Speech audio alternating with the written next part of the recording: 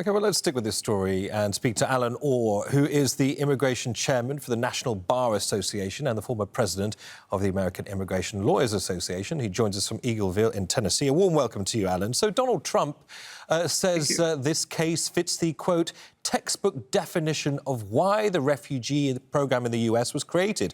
On what grounds do you understand the refugee status is being given to these Afrikaners? It's favoritism.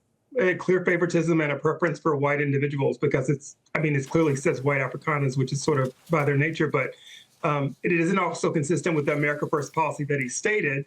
But moreover, when he took office, he froze all refugee programs, saying the United States did not need any refugees and that refugees needed to be vetted. And most refugees are vetted for 2 years. And in this case, they were vetted over basically a couple of months. If this is as claimed, a textbook example of why refugee status is given in the first place, what about those, of course, allegedly facing persecution elsewhere in the world? The Muslim Rohingya springs to mind, those in Myanmar escaping violence, subject to an actual genocide.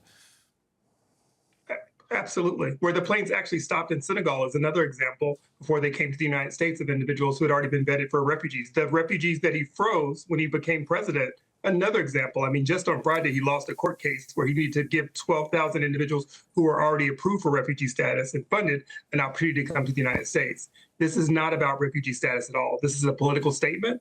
And the Afrikaners that came, not to disenfranchise anyone who's a refugee, but they didn't go through the proper process. They didn't wait in line like he wants everyone to purposely do through immigration. And many of them don't seem to have a claim. They don't seem to match, if you see them coming off the plane, the refugees that we've seen in the past.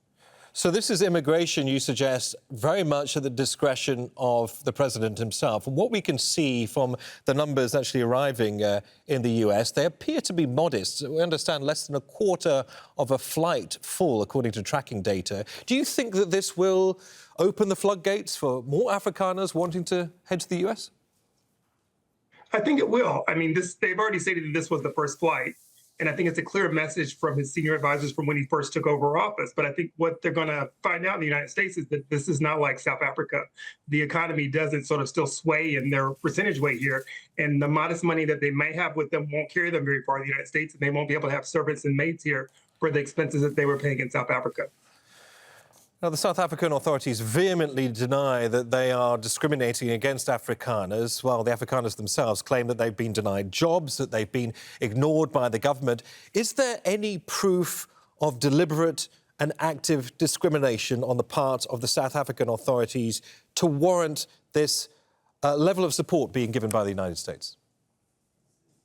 I don't see it, because if you look at the numbers, they're still the richest individuals that are in the South Africa industry. They still own land at a disproportionate rate to the Africans that are there.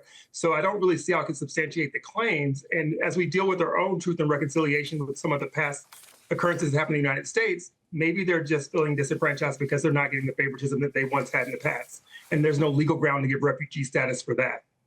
Just to clarify for us, what privileges do you think actually awaits these people on arrival in the United States?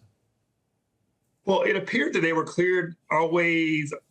I mean, they were given American flags and sort of welcome as if they were already citizens, which isn't the case with many refugees. They have to go through some more processing to sort of get there. So I guess they're at the green card part that they arrive. But I mean, the flight alone and the quick processing, I mean, literally 2 months processing at max to get here. So they didn't even have the extreme vetting that we want to give to all the other immigrants that we say aren't allowed to come to this country. All right. Alan Orr, many thanks for walking us through all of that. Pleasure to have you on Al Jazeera. Thank you. Thank you, bro.